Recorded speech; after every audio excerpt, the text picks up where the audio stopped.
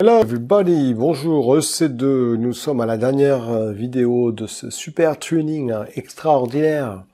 Non, bon, allez, on essaie de s'éclater un petit peu. Allez, on va voir tout ce qui est commande en ligne, parce que ça c'est toujours pareil. Très souvent les gens qui viennent de chez Azure disent « Oh mais nous on a le CLI, on a le PowerShell ». Bon, bah il y a la même chose chez Amazon évidemment. Alors, première chose, je vais juste vous montrer déjà comment à partir du... simplement d'un CMD. Alors le CMD c'est vraiment le client, hein, la partie CLI d'Azure. Hein. Mais comment est-ce que je peux me connecter facilement à mon CLI ici? Alors je vais augmenter un peu la taille, comme ça vous le verrez mieux. Font, on va se mettre en 24 ici. Voilà, alors déjà vous voyez que je suis simplement dans un prompt traditionnel. Si je fais passe ici, vous remarquerez déjà qu'il y a deux choses importantes. Quand vous allez utiliser justement quand vous allez utiliser donc la partie CLI, c'est installer le Python, ça on verra après. Et puis en plus et après installer également le MSI qui permet d'installer justement la partie CLI. Mais enfin, juste pour vous montrer, si je tape AWS EC2, en faisant AWS EC2, vous voyez qu'il s'arrête, donc forcément il y a une commande qui a été lancée. Et là, il vous dit, ben voilà, ok, très bien, je suis sur Amazon. Et la partie EC2, je vais lancer une commande. Alors, si vous tapez AWS Help ici, en tapant AWS Help, vous aurez ici les exemples. Hein, vous voyez, donc vous avez les services, par exemple, vous avez AppStream, vous avez Batch, vous avez Budget, vous avez... Et à un moment donné, on verra le C2. Hein. Donc tout ça, ce que vous voyez, c'est les services que vous pouvez configurer à partir de la partie graphique. Hein. Donc vous voyez EC2 qui est là-haut, vous voyez EC2, EC2. Donc tout ce que vous voyez ici, tout ce que vous voyez là, c'est tous les services qu'on peut configurer tout simplement en CLI à partir du GUI normal. Hein. Ouais. Donc si je fais AWS EC2 et Help, alors je ne sais pas s'il y a quelque chose par rapport à l'aide, mais on va voir tout de suite. Voilà, donc vous avez ici les exemples de toutes les commandes que vous pouvez utiliser. Alors il y en a un pour avec la partie donc EC2. Donc là, créer un VPC, créer une machine virtuelle, donc c'est tout ce qui est instance, supprimer une route, describe host, describe instance, oui, describe image, c'est pour avoir toutes les images, les AMI. Hein. Voilà, ici vous avez dit, ben, tout ça c'est la partie EC2, mais si je fais la même chose avec la partie S3 Help, si je m'abuse, voilà, ici c'est la partie pour se copier des fichiers, oui, parce que c'est vraiment du stockage S3, hein, et S3, etc. Tout.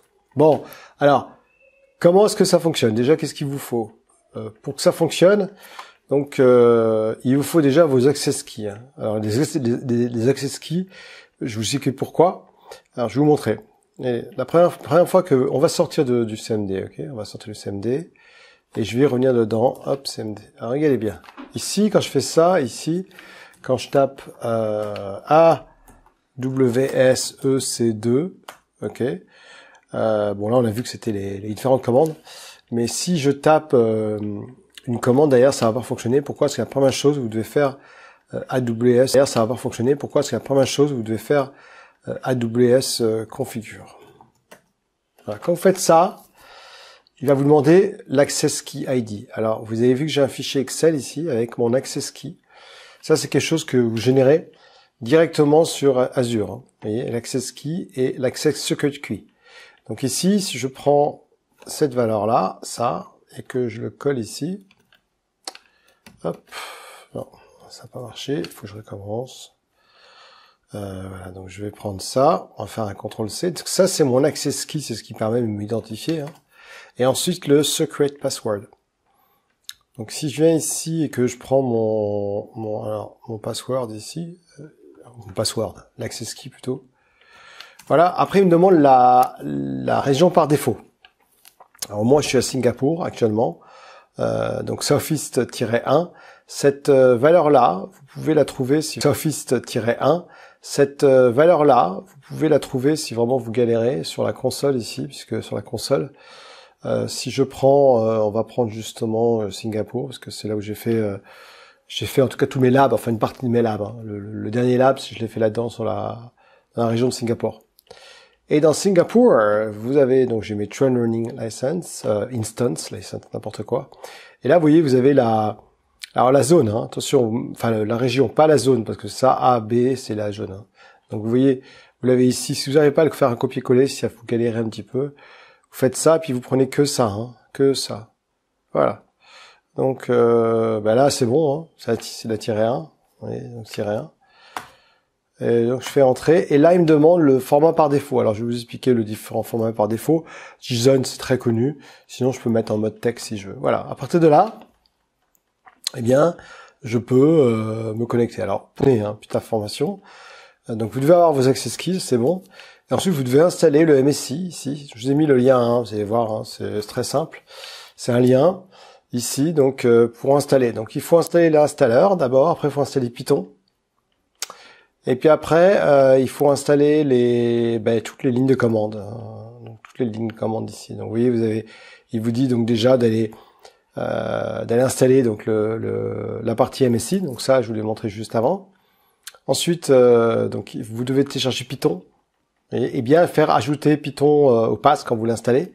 Et après, pour voir la version de Python, vous tapez Python-version. Donc si je tape Python-version, là il va vous donner la version 3.66. Ok, donc c'est simple. 3.66. Ensuite, vous devez installer en fait compte les commandes en ligne, hein, toutes les commandes en ligne AWS évidemment, en disant justement vous connecter à votre instance. Alors, vous voyez, je vous ai mis quelques exemples. Hein. Alors, c'est pas un cours sur CLI, je vais en faire un. Hein. Donc, par exemple là, si je tape juste AWS EC2 Describe Instance.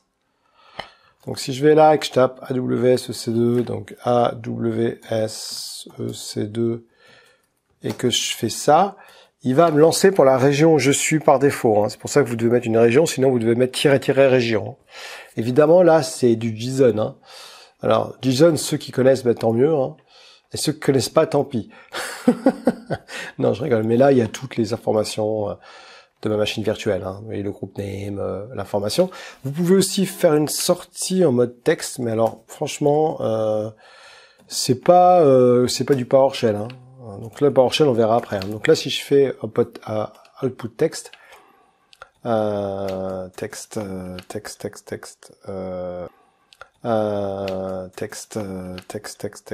AWS Describe, bah si c'est bon, ça devrait être bon.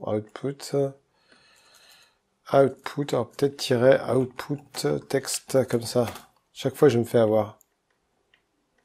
Non, alors, c'est le Describe Instance. C'est bien output, hein. Output. Non, mais je pense que c'est bon, c'est moi qui ai dû output text. Je sais même plus si c'est ça en mode texte, si on fait des output text. Alors laissez-moi chercher ça tout de suite. Ça. CLI AWS output text. Voilà, parce que vous voyez parfois on est voilà. Donc c'est bien pour vous montrer que vous voyez, donc je peux mettre en mode texte ou en mode table ici. Hein. En mode table aussi, c'est pas mal, moi j'aime bien. Hein. Donc vous voyez, c'est là par exemple, je fais vous voyez, donc et là par exemple, je fais vous voyez, donc output et puis mettre texte ici comme ça. Vous voyez, ou alors output table. Hein. Donc et pourquoi il veut pas? Alors AWS, ECD, instance, on va mettre help pour voir, mais je suis pratiquement certain que option, oui, filter. Là c'est bien, j'ai tout ce qu'il faut, vous voyez. Donc là je dois avoir à un moment donné mon output ici. Hein. On va le trouver l'output. C'est bien d'avoir des erreurs finalement. C'est ce que je disais à des gens, vous voyez, je disais qu'une formation traditionnelle, tout doit marcher parfaitement. Bah oui, mais bon. C'est normal que parfois ça fonctionne pas. C'est normal. Ok. Non. Exemple. J'ai des exemples, vous voyez ici. Hein. Alors, output. De Dieu. J'avais besoin. Hein. Ben voilà, c'est bon. Pourquoi? Chaîne, output text, TXT. Je suis pas trompé quand même. Laissez-moi voir. Output text. Qu'est-ce qu'il fait là? voyez, parfois j'ai des trucs vraiment, il me fait des trucs bizarres parfois. Alors attendez, on va revenir en arrière.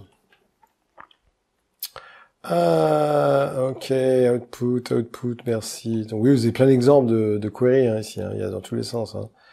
Alors normalement, je dois avoir mon output, text output, voilà, c'est ça. Donc bah tirer output, bah c'est bon. Hein. Tirer output, je devrais être bon. Là. Describe instance. Ok. Texte.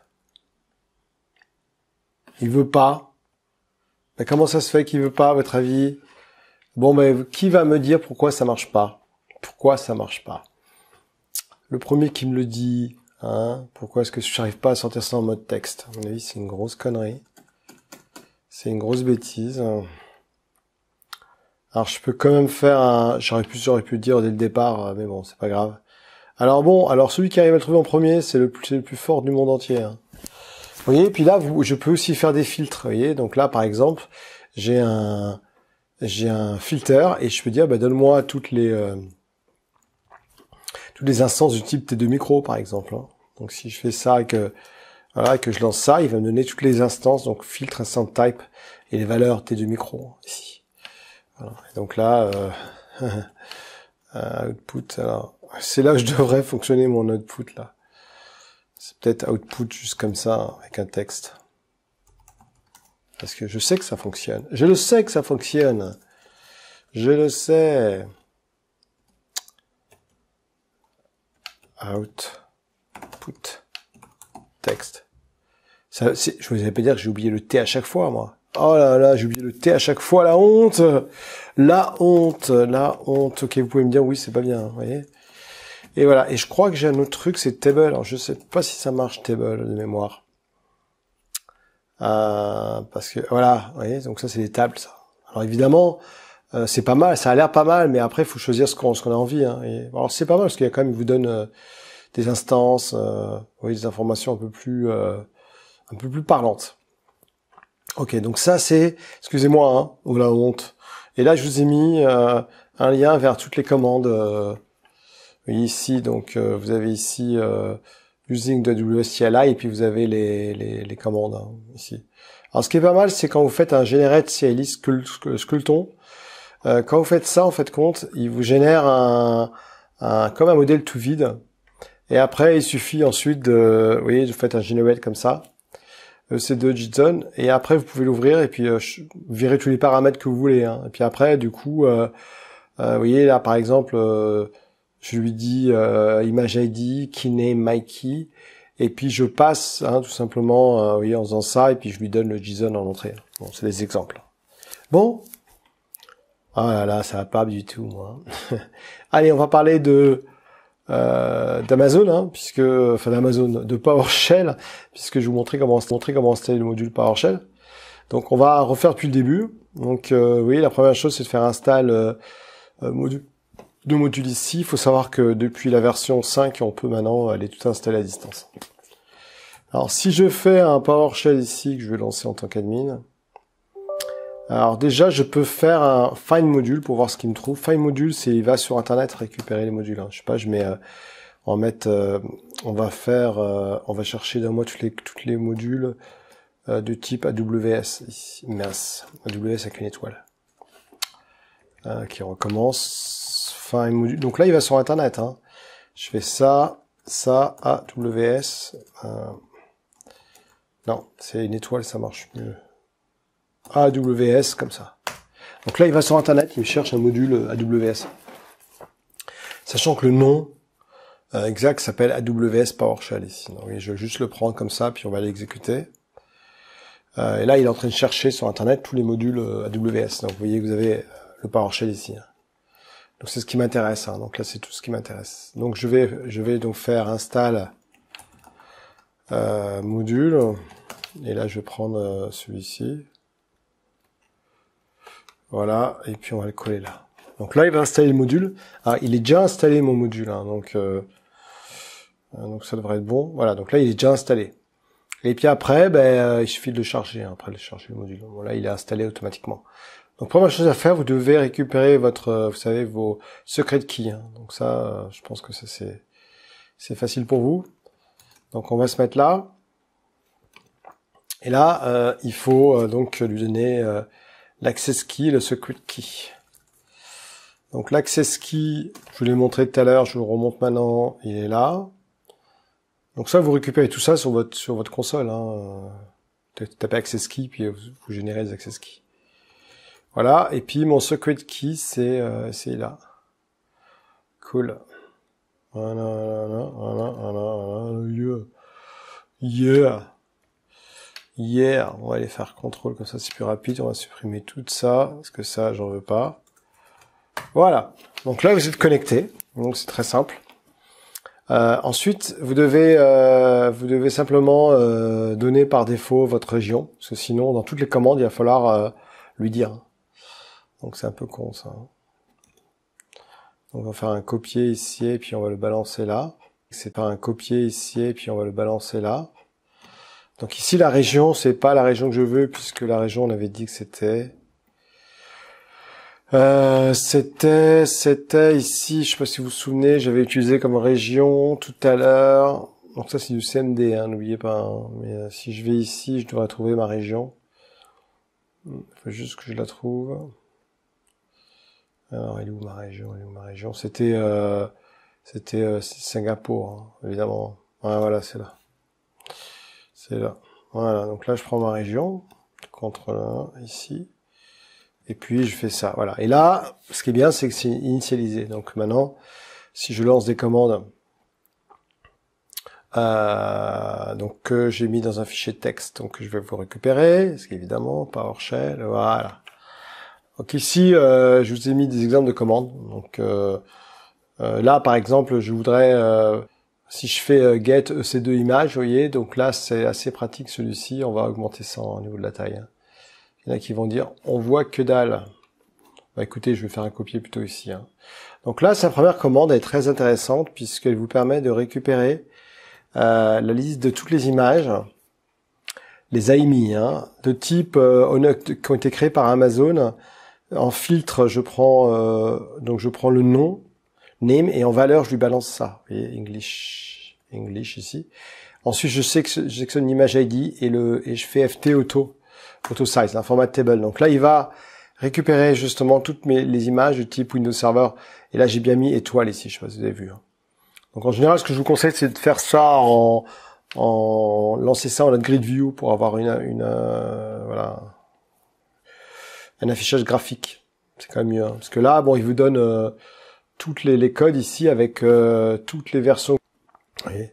Ce que je voulais dire, c'est que vous pouvez, bon, c'est pas un cours PowerShell, mais pour mieux voir, vous pouvez faire un outgrid view. Et outgrid view. Bon, c'est pas grave. J'essaie toujours de montrer les alias, mais à chaque fois, je vais chercher AOGV, je crois. Ah, c'est ça, c'est OGV. De toute façon, si vous prenez les majuscules, en général, ça marche bien. Donc là, au Greview, il va vous sortir pipe out Greview. Enfin, c'est nouveau, ça.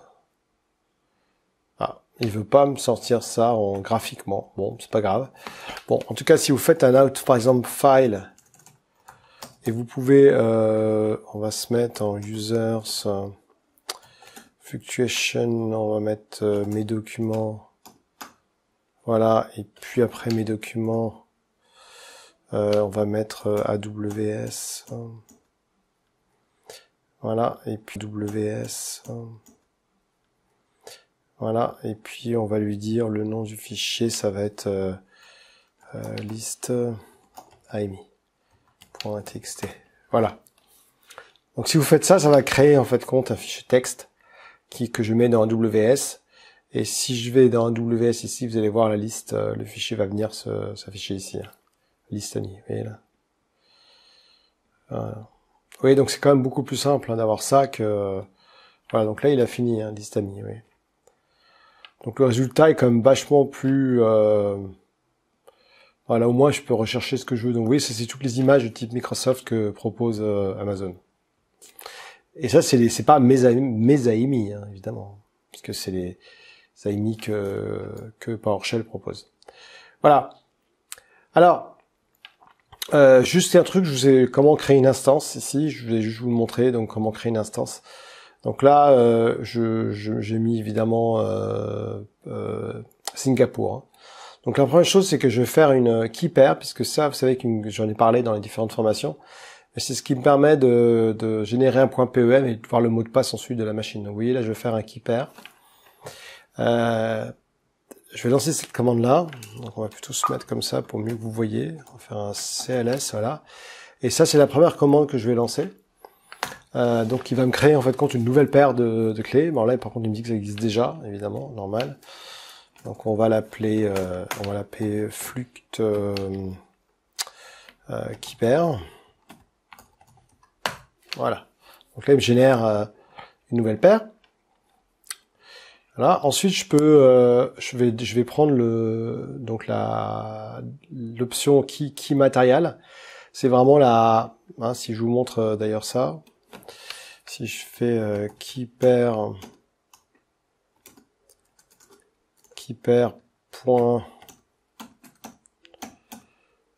key matériel, vous voyez, c'est vraiment la private key hein, ici. Donc on va sauvegarder ça dans un fichier PEM. Donc vous voyez, on lance cette commande là. Voilà. Donc je fais un key pair et puis je vais le mettre. Voilà, on va juste faire ça. Donc hop hop. Donc vous voyez que là, on va revenir au début parce que ça n'a rien à voir. Là, il me crée en coding ASCII, hein, vraiment en ASCII, et il va me le sauvegarder là, d'accord? Vous voyez PEM. Hein. Donc là, je vais revenir dans mon répertoire que j'avais tout à l'heure. Voilà. Mes documents. Voilà. Et puis là, j'avais AWS, et puis on va l'appeler, key private, et j'avais dit que c'était un point PEM, je crois. Je me gourre, mais voilà, point PEM. Ok. Point PEM. Voilà, donc là c'est bon. Donc si je retourne ici, je vois qu'il y a ma key private.pem ici. Hein. Voilà, donc ça vous connaissez puisque c'est ce qu'on a fait quand on crée une instance pour voir son mot de passe à la fin. C'est important ça. Ok, maintenant je vais créer un security group. Donc je fais un new security group. Ça c'est mon pare-feu hein, ici. Hein. Pas mon pare-feu hein, ici. Hein. Voilà, donc là je vais l'appeler. On va l'appeler fluctuation demo. Voilà, et là on va l'appeler fluctuation IT instance demo. Voilà, donc là il me crée ce nouveau groupe fluctuation demo ici, et là il me met le security group qu'il a créé. Hein. Donc tout simple. Ensuite ce que je vais faire, c'est que je vais faire un grunt ici, et je vais dire ceux qui n'ont pas vu la partie pare-feu, regardez-le dans les instances. Là, je dis que j'autorise de 3389. Sur n'importe quelle IP, attention, ça c'est dangereux, hein, mais je sais ce que je fais, bonhomme. Hein. De Dieu. Voilà. Et là, je mets bien mon groupe name ici, qui s'appelle Demo, hein, parce que je l'ai fait là-haut, je sais pas si vous vous souvenez, là. Voilà, il est juste au-dessus, ça, Fluctuation. Et là, on avait dit, on va mettre en respectant, voilà, démo. Et là, il va me mettre, il va dire, je peux me connecter de n'importe où sur le port 3389, from port to port. Vous voyez, donc forcément, il n'y en a pas beaucoup. Ok. Donc maintenant, si je regarde là, si vous voulez voir vraiment les permissions IP, hein, tout ce qui est IP permission, vous voyez, si je fais ça, voilà, et que je prends mon groupe, celui-ci, Fluctuation Demo, voilà, non. C'est pas bien ça. Voilà. Et là, si vous faites Select, vous voyez, IP Permission, il vous remet en bas les permissions que vous avez mis à l'instant. Donc, le but, c'est que je crée une instance à la main, là, pour ceux qui savent pas ce que je fais. Ouais, ça peut servir. Hein. Ouais. Voir mon image, mais ça je l'ai fait tout à l'heure, vous vous souvenez, c'est toutes les images. Et là je vais sélectionner uniquement celui-ci, vous voyez, le des2 Core version de 2017 12 13. Et je vais mettre ça dans une image, hein, parce que si je fais ça, hein, juste que je vous montrais, ouais, quand même voir s'il trouve le contenu des, s'il trouve sur Amazon justement cette image-là, ouais, tu vois, il existe cette image-là, donc c'est impeccable. Donc du coup, je vais pouvoir la mettre dans une variable. Voilà. Donc je la mets dans cette variable-là. Donc j'ai une variable image. Voilà. Donc là, pareil, dans la variable image, évidemment, il m'a mis toute l'information d'image qui correspond à cette image-là. Voilà. Ok, donc maintenant je vais faire une nouvelle instance ici, vous voyez, keyname sécurité group. Donc je vais devoir mettre ici mon sécurité group. Alors on va juste le changer ici, puisque je vais juste récupérer mes commandes, puisque je vais juste récupérer mes commandes, parce que get history. Voilà, donc c'était quoi ma keeper name? Voilà, c'était ça. C'était keeper name, c'est ça. Hop. Donc c'est quoi? Voilà. New instance. Donc c'était où la image? Voilà, ici là. Donc keeper name, je vais changer ça. Vous voyez? Et le security group, évidemment, c'est pas ça. C'est le dernier que j'ai fait. Hein. C'est celui-ci. Voilà. Ok, je reviens dans mon document ici. Déjà, c'était là, déjà, n'importe quoi. N'importe quoi, n'importe quoi. N'importe la wek. Voilà. Ok, c'est bon.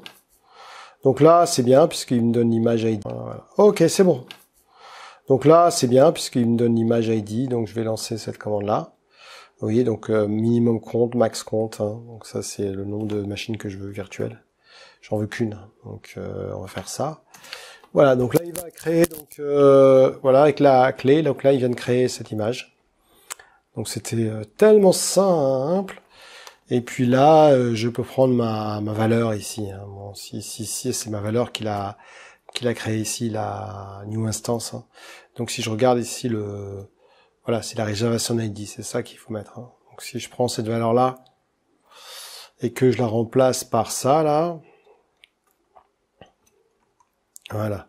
Et si je prends cette commande-là et que je mets dans instance, ici, donc là maintenant dans instance, hop là, pardon, j'ai oublié de fermer. J'ai oublié de fermer là, si j'ai oublié de fermer, voilà, le guillemet à la fin. Le guillemet à la fin de Dieu. Voilà, puis je mets le guillemet à la fin. Voilà, donc quand je fais ça, maintenant je vous montre instance qu'il y a dedans. Voilà, il y a toutes mes informations de l'instance. Et puis je peux voir si elle est démarrée ou pas. Donc si je fais ça et que je fais stay, il y a marqué running, donc nickel, elle est bien démarrée. Et puis maintenant je vais pouvoir récupérer pour me connecter en RDP, hein, évidemment à ma machine. Hop là, attends, on va se mettre comme ça. Voilà, donc là je vais pouvoir donner le nom. Ça c'est pour avoir l'information pour se connecter en mode RDP, parce que si j'ai pas le nom de la machine. Donc vous voyez, ça c'est la machine, ici. Donc ça c'est ce que je mettrai dans ma connexion RDP. Et puis là c'est pour avoir le password, là. Vous voyez, le password. Donc là je vais juste changer ici le répertoire, je vais le changer juste après. Hein. Donc pour décrypter mon password. Hein. Donc ici je vais aller là, hop là, pardon, là, mince. Après ça. J'ai pas fait mon copier-coller. Voilà. Je retourne là-dedans. On va quand même faire un petit get history parce que j'ai pas envie de m'embêter. Voilà.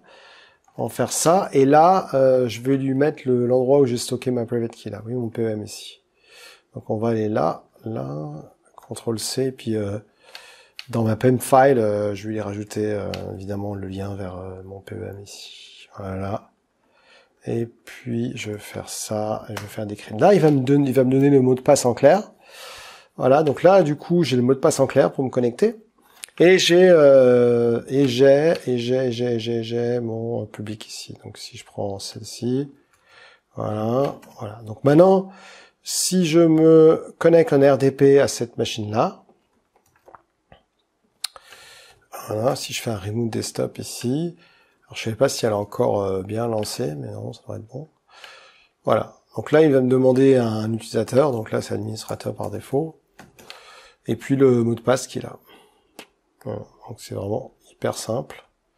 On va peut-être pas prendre l'espace en lui-même, voilà. Et là je vais en RDP, et je me connecte dessus, et voilà, c'est fait. Vous voyez comme c'est bête? C'est aussi con que ça.